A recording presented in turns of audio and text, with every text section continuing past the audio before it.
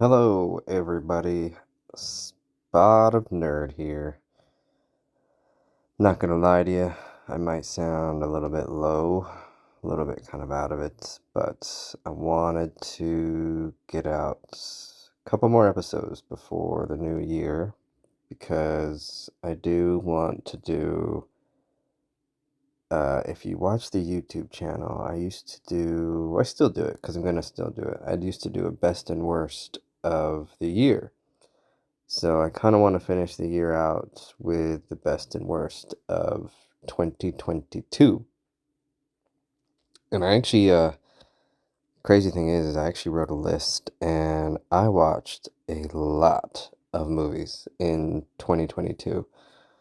Most were okay to pretty good, and then of course there were some that were just absolutely atrocious, just garbage films, and the majority of them were through streaming services because if we all can agree on one thing, blockbuster movies are simply a thing of the past, and I think that's the sad truth of it right now. Um, my personal belief, once you had Avengers Endgame, if you watched my videos or listened to my podcasts, that is when Marvel died. And again, with Star Wars, that has died. Everything has pretty much died quite frankly, thanks to the political agendas and the woke culture that exists. I've mentioned this many times before.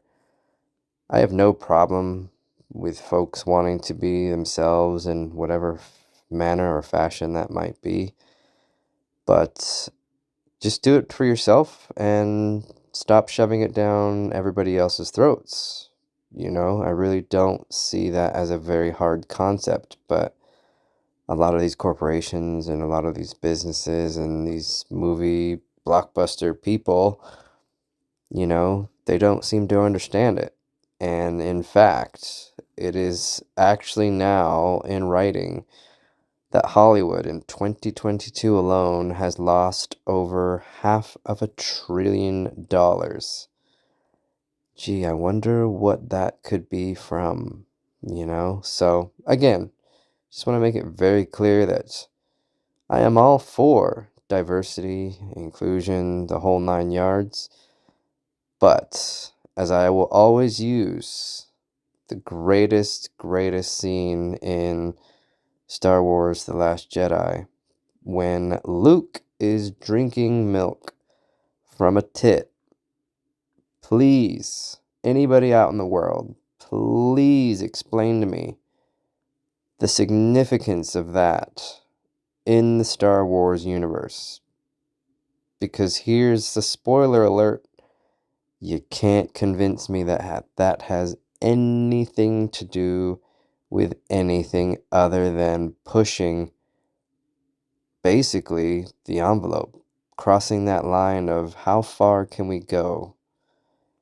So, without going too far down that other path, I think you kind of get my meaning behind that. But again, there have been a lot of good TV shows. There's been a lot of good movies. So hopefully, if I'm able to, I've been a bit sick lately. I will hopefully be able to get that video out before the new year, but if not, it'll be shortly after. So stay tuned for that. And what I wanted to talk a little bit about more today is I've just finished up season 3 of Jack Ryan, and yeah, it's Tom Clancy's Jack Ryan, and then the Alice in Borderland.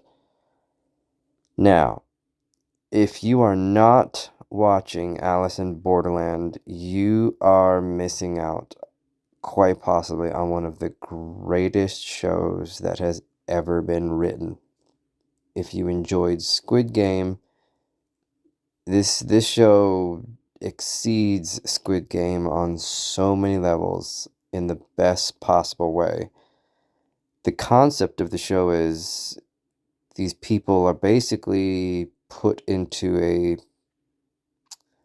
put into a city, I guess. It's Tokyo specifically, and they're forced to play games. And these games, of course, can kill you. So in order to pass the game, that's the only way you're going to live. You got to pass the game, you live, and then when you win, you get a visa for a few more days to live. And you have to keep playing these games in order to survive. Some of the ways that people die are, Jesus. I mean, just horrific, but in the best possible way. And I think that's I've always said I've kind of enjoyed the post-apocalyptic era type shows and movies, because the reality is I always think sometimes when you see these movies or TV shows and you're watching gruesome deaths, it had to have come from somewhere. And I do mean that from somewhere in, say, history books or just humankind somewhere, maybe a murder or crime scene, whatever it might be. So it's pretty fucked up. I'm not gonna lie to you, but it does actually add to the show because, for example, one of these games they play is picking the right number, and there's five people sitting in a round table, and the average of the five numbers equals however much hydrochloric acid the team receives. So, the long story short of it, if you lose, you have an entire bucket of hydrochloric acid pour on you and you melt to death. So, it's pretty crazy. And it really is. It's just so interesting because you have to figure out these puzzles not only to survive, but to beat the opponent because, yeah, these other people are trying to survive as well. So, if you are trying to help somebody, odds are you're going to fail and you're going to die. Not only are you going to die, but you're going to die in the most horrific fashion way possible. So, now with the second season, I guess going back a little bit, the whole concept is every time they beat a game, it's a deck of cards. So, you'll play a game for the four of clubs, you'll play a game for the 10 of hearts. Each game has a different, um, I want to say a different genre where, a heart game will play with your heart, a club game will be a game of violence, so on and so forth.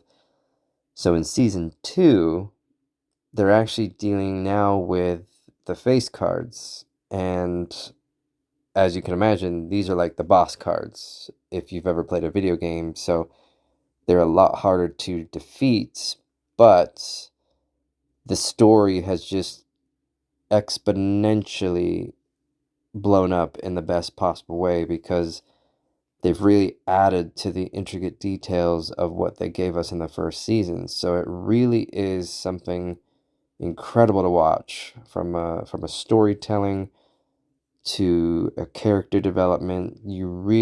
I encourage you to watch this show if you're looking for something new to watch.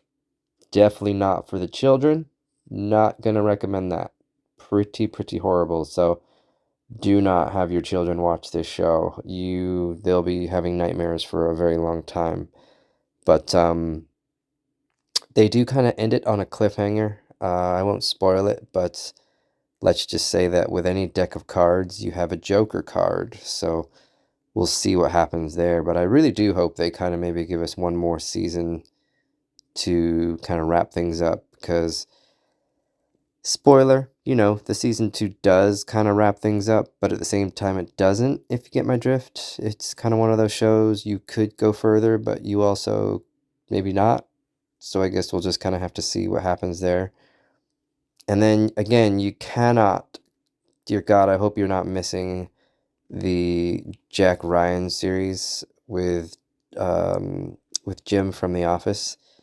He, of course, plays a CIA agent, and this is the third season now. First season, he took out a terrorist. Second season, stopped the Venezuelan government from basically launching nuclear war. And now, ironically, funny, it's him, he's been kind of outcasted. He's been kind of made to be a guinea pig to try and stop World War III. Between what countries? Oh, wouldn't you know it? Ukraine and Russia. And then, of course, with Ukraine and Russia, also to try and stop the USA from joining in. Doesn't that sound familiar? It's almost as if they've taken what's been going on today and putting it into television. What a crazy concept. But that's just, that's just me and my conspiracy theory wonderfulness, if you know me well enough. So, but no, it really, the third season, it's just as good. It really is just as good as the first two seasons. I think they've signed on for a fourth season, but again, I think what makes these shows so great is not only do you have Jim from The Office, who is just an incredible actor, but they film everything on location. So they film everything on location. So whether it's Italy, whether it's they actually do go to Russia, whether it's Ukraine, whether it's anywhere in Europe, they are actually filming where they shoot. And it's remarkable. I mean, it just makes you think that this show must have been crazy expensive to produce, but very, very well worth it. And definitely a show you have to pay attention to because, again, there are a lot of those little details that if you miss by looking at your phone or scrolling through fucking Instagram, you will miss those little details and not understand really what's going on. So just make sure you pay attention that when you're watching this show, you really are watching this show because I promise you it is one of the best shows on television right now. So you definitely do not want to miss that at all. I promise. It's just that good. So um, beyond that, I'm gonna kind of wrap things up again. Like I've said, just been under the weather for a bit. So be safe out there. Hopefully on the upward trend. And I'm gonna send, just before I give the best and worst of 2022 movies, which I'm hopefully gonna record live so I can put it up on YouTube. You know how I'm doing every 5 episodes. I'm gonna have a video up on YouTube, but I'll also post it here on the podcast as well. So please be sure to continue to listen and share, comment, like, subscribe, follow, comment if I've already said that, broken record. Everything you can do to get Spot of Nerd out there. I really, really do appreciate it. Everybody, all the love and support, people, my haters, my non-haters. Thank you for getting this far. I really do appreciate it. I mean that from the bottom of my heart because, I'm really starting to enjoy doing these a lot more now. And, once I'm kind of feeling better, I definitely took a real bad hit with this flu this season. But once I get going a bit more, feeling better, I will be basically giving you a lot more versus just one or two a week. But, again, thank you to everybody out there. And I even continue to get random comments that are really positive lately on YouTube and such. So, much appreciation to those folks that are commenting and liking all my stuff on Instagram. It really does. It makes me feel like, hey, somebody's paying attention. So let's keep doing it, right? But anyway, stay tuned. I will have the next episode is going to be kind of my year-end message, where I just want to talk a little bit about the last year, the pros and cons, and the good and the bad, and the hope that maybe the next 2023 will be a even better year than what we had during this year. This year's definitely been one of the worst, but it's also been one of the best. So we'll just have to see what 2023 has to come. Until then, folks, thank you all so much for listening and watching, and we will see you all later. Bye.